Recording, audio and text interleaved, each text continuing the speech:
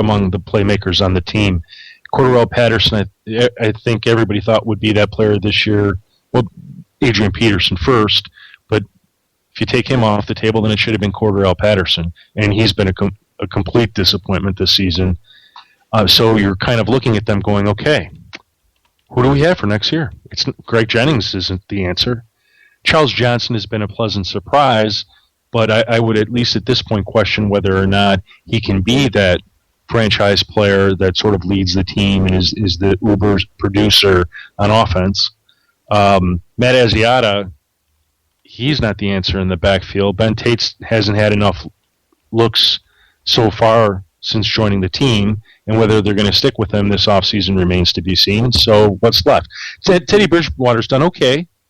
I mean, he sort of was forced into the situation probably sooner than anybody expected, and he's a rookie, and you got to, give him his opportunities. But this is a different NFL. You could sit there and point that a sophomore slump is coming, but nobody buys that anymore. Nobody wants that anymore. Everyone wants you to work through that during the offseason. So I love their defense. That's going to go well. It's going to be their signature piece for next season, but it's the offense. If they can get some answers on offense, they'll be so good next season. Yeah, like I said, I believe that Bridgewater will take a half a step back next year, but by no means should anybody be calling for his head or be thinking it's a bad move, because he will rebound. He's handled himself, I think, as good as any rookie quarterback could. I'll tell you got to be careful saying that, though. I mean, wasn't like RG3 caught much of a break last season. No, despite the injuries, despite all the bad things that were happening there. I mean, a lot of people, myself included, expected him to step up to the plate. Yeah, no, he took a giant step back last season, and then this season has just been a train wreck. Yeah, I'm interested to see what the Redskins do. Yeah, because they have zero true quarterbacks. I mean, Kirk Cousins is out. RG3 is obviously out. You can't build around Colt McCoy. I'm sorry. It's terrible. I mean, especially because of what they gave up for RG3 to, 3 years later, basically cut ties. Or, I mean, I suppose they could trade him to a team that's going to have a high draft pick that needs a quarterback next year. Not sure who that team would be, but, he's worth something. Yeah, but you're gonna lose your shirt, but you got to get something for him. Yeah, it's one of those things. All right, so let's see. We got about 28 minutes left. We can roll into next week. Skip a break. We can. Can I just say one more thing about one team? Is the Chargers. Okay. There's a team that the end of their season so far it's really been rough. This is a team that started off very strong and was one of the top 5 offenses in the league for probably half the season, and now in the back half, they've slowly been disintegrating, and certainly the injury to Keenan Allen doesn't help. This week, I think, is a big week for them against San Francisco. In San Francisco, it's a winnable game, but whether or not it'd be enough to save them and make the playoffs, probably not. Mm-hmm. But we'll see.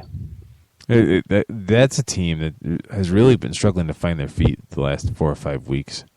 And they played decent in Denver, just nowhere near good enough. I mean, Peyton being sick and all was good enough to beat them there.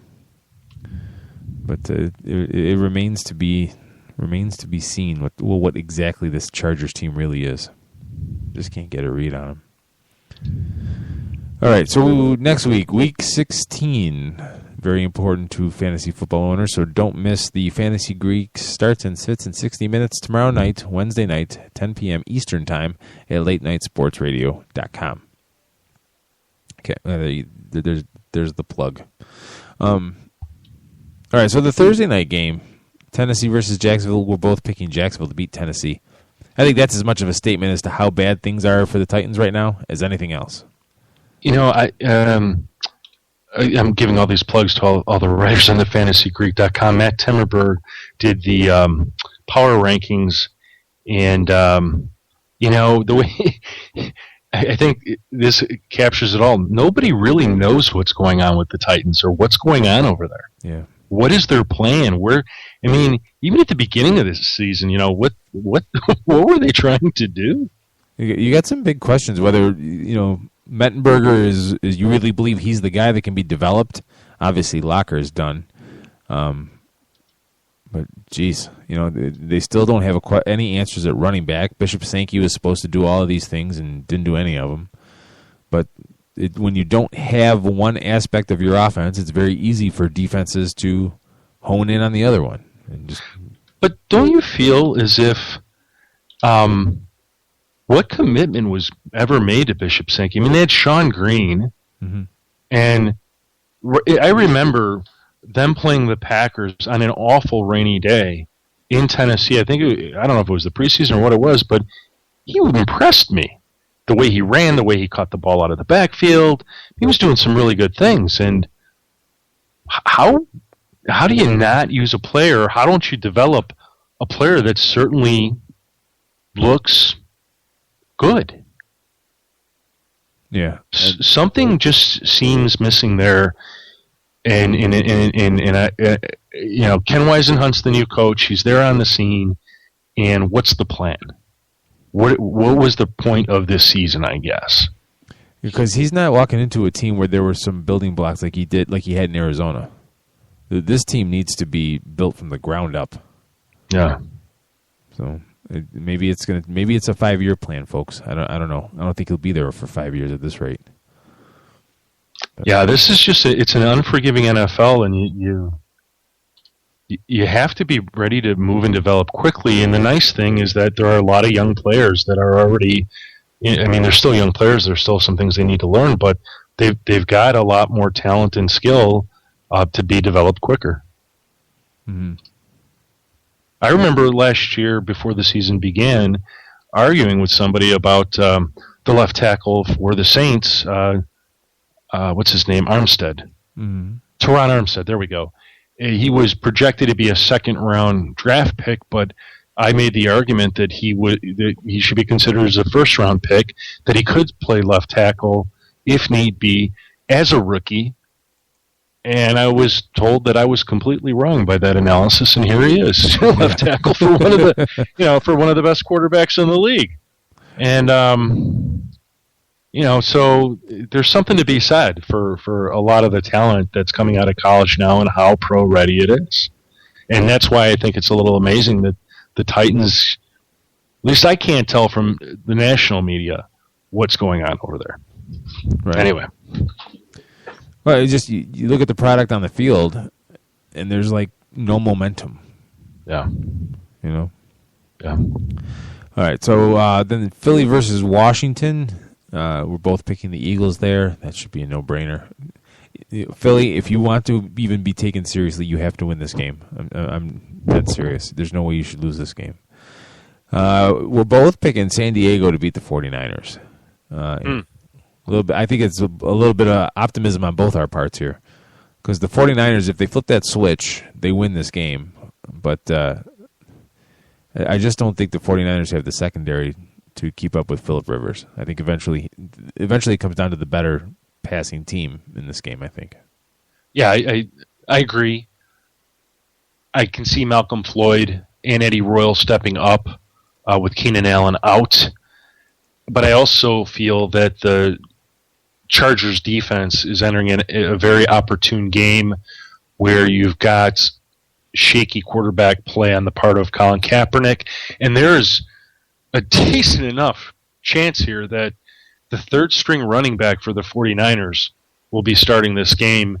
And I forget the fella's name, but I mean, they're really going to the well. They actually, for a week or two, only had 2 running backs on their roster. So the third, I forgot, I don't have the depth chart in front of me. I'll see if I can find it. But they're turning the ball over. They're not well, put it that way. Yeah, it's just here. I'll find this player. It's a recipe of just it's a gumbo of crap. That's the best I could come up with. Can you say that? Gumbo of crap. It's a gumbo of crap. Oh, it's Alfonso Smith, formerly of the Arizona Cardinals. Alfonso Smith. There's your trivia for the day. There we go. That's the third string running back for the 49ers. Signed recently, I do believe. Carlos Hyde was running pretty well first stretch. Yeah, he was signed November. Oh, let's see here. Looks like he was a free agent, signed in July. It looks like he was available, and they just recently re-signed him in November. Carlos Hyde was hurt. I just don't know the extent of his injury. He did undergo an MRI on Monday, and hopefully it came back where he's not severely injured, but he might be hurt enough that he just can't. I mean, maybe he can suit up and he's just there in case of an emergency. Yeah. You look at the people on the 49ers injured reserve list. Patrick Willis, Kendall Hunter, Navarro Bowman, Glenn Dorsey, even though he's not really a primetime contributor anymore. It's no joke what's going on with the struggles in San Francisco this year. They're going to lose a coach over it. It's a shame because this is it was a good team. It should still be a good team. They were a game away from the Super Bowl. Yep. Nope. You're right. And really that year they came out and it was a team you could look at and say, here's a team that won't go through a Super Bowl hangover. Usually the loser has a hangover and they have a terrible follow-up season. They actually miss going back to the Super Bowl by one game. Yep. Now we're talking about whether or not they're even going to make the playoffs. That's the NFL. That's NFL, yeah. Parity in the NFL for you. It can fall apart that fast. Indeed. We're both picking the Dolphins to beat the Vikings. I got a bad feeling about this game. I just do. I got a feeling Minnesota might win that game, but I'm not ready to pick them yet. Baltimore versus Houston. You are picking the Ravens. I am picking Houston. I think they can win this game. Baltimore hasn't impressed me. Houston's at home. The only question is who's going to play quarterback. Yeah, that's why I picked the Ravens. They're gonna just send everyone. Whoever the quarterback is, they're sending everybody. Now, despite the fact having one of the best rush defenses in the league, I think Arian Foster makes for a good play this week because of the amount of times that football should be in his hands. Right. What they got, Thad Lewis, Casey Keenum, and Tom Savage. Casey Keenum would have been the player to. They actually just signed him. Yeah, because they let him go. Didn't he? He won a couple games. He had been on the team. He had played with these guys before, and yet they let him. They threw him out on the street. He won. Didn't he win a game? He won a couple games for them last year, didn't he? A couple. It was a couple. Whatever. It was at least one, maybe a couple. But I will say this: in very, very obviously limited action, Tom Savage is positively rated on passing plays at Pro Football Focus. So. Great. Let's rely on that stat. If Savage gets the start, you're telling me there's a chance. Thad Lewis didn't play bad for the Bills last year either in stretches. No, not good. I mean, you wouldn't build a team around him, but. Well, here's the thing: in some of the defensive matchups this weekend, the favorable ones, at least in fantasy, are definitely against quarterbacks that are young or inexperienced. And you have to start those defenses or look to start them. Yeah. And Manziel proved that last week. Got to try to take advantage. Yeah. So, on the topic of Johnny Football, let me skip ahead. We're both picking Carolina over Cleveland. If you're in a league that allows free agent pickups, you go after Carolina's defense? You can play them this week if you want to. I wouldn't have a problem with that, but I think if you're in a championship, I got a feeling you're not streaming defenses. You've probably got to go two go-to defenses, and neither one is the Panthers. Yeah. I just wonder if you're just banking on the fact that Johnny Jam Boogie is going to chuck it up at least two picks. Well, it's not even just that. The Panthers are actually playing better. The last 2 weeks, their defense is